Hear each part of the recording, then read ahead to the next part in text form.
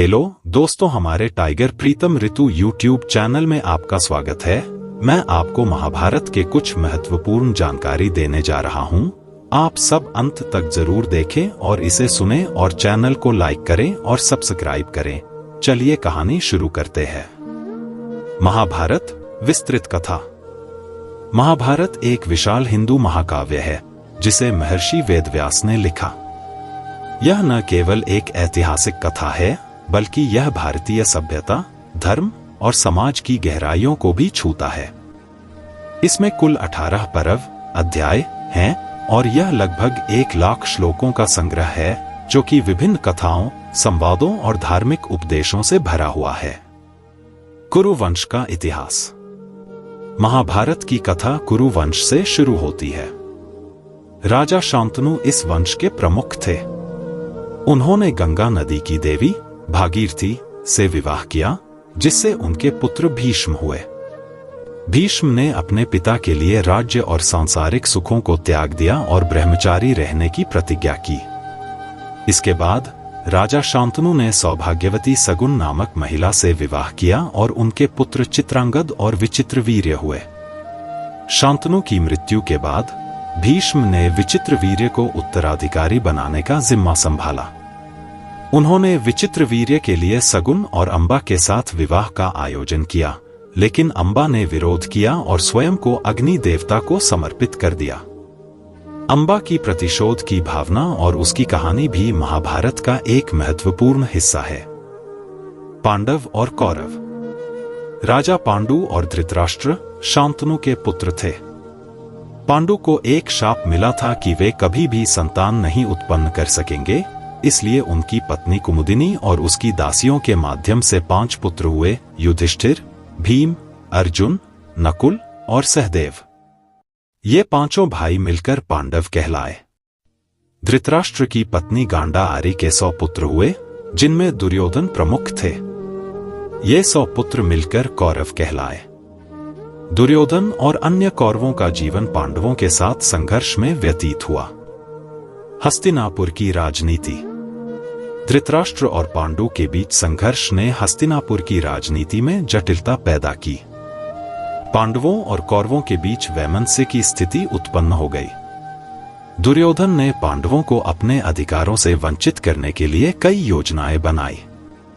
दुर्योधन ने पांडवों को एक अव्यवस्थित क्षेत्र, जिसे लक्षागृह कहा जाता है, में भेजने की योजना बनाई ताकि उन्हें वहां मरवा दिया जाए। हालांकि पांडव वहां से बच निकले और अपने छिपे हुए अस्तित्व को बनाए रखा। खेल का आयोजन और द्यूत।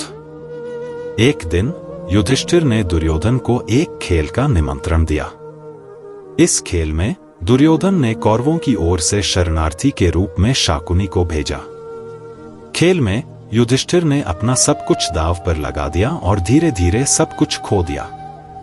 द्यूत में हारने के बाद पांडवों को वनवास और राजधर्म को त्यागने की शर्तों पर हस्ताक्षर करने पड़े। इस हार के कारण पांडवों को 13 वर्षों का वनवास और 1 वर्ष का अज्ञातवास भोगना पड़ा। इस समय के दौरान वे विभिन्न चुनौतियों का सामना करते हैं और विभिन्न धार्मिक और नैतिक प्रश्नों पर विचार करते हैं। कुरुक्षेत्र का युद्ध। पांडवों के वनवास के बाद उन्होंने हस्तिनापुर में अपना अधिकार पुनः प्राप्त करने के लिए युद्ध की योजना बनाई। युद्ध की पूर्व संध्या पर अर्जुन और कृष्ण के बीच भगवद गीता का संवाद हुआ, जिसमें कृष्ण ने अर्जुन को धर्म और कर्तव्य की महत्वपूर्ण बातें बताईं।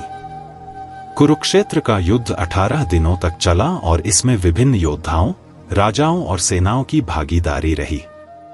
युद्ध में कई प्रमुख योद्धा जैसे भीष्म, द्रोणाचार्य, कर्ण और दुर्योधन की मृत्यु हो गई। युद्ध के अंत में पांडवों ने विजय प्राप्त की, लेकिन इस विजय की कीमत बहुत अधिक थी।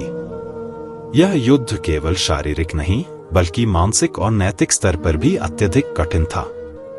भगवद गीता। महाभारत का एक अत्यंत महत्वपूर्ण हिस्सा भगवद गीता है, जो युद्ध की पूर्व संध्या पर अर्जुन और भगवान कृष्ण के बीच संवाद को प्रस्तुत करता है। इस संवाद में कृष्ण ने अर्जुन को युद्ध में धर्म, कर्म और योग के महत्व के बारे में समझाया। गीता में दिए गए उपदेश आज भी जीवन के विभिन्न पहलुओं पर गहन प्रभाव डालते हैं। पांडवों की अंतिम यात्रा।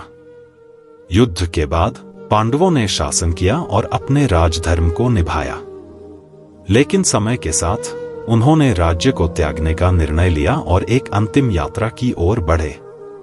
इस यात्रा के दौरान वे विभिन्न समस्याओं और चुनौतियों का सामना करते हैं। अंततः वे हिमालय की ओर बढ़े और वहां उनकी मृत्यु हो गई।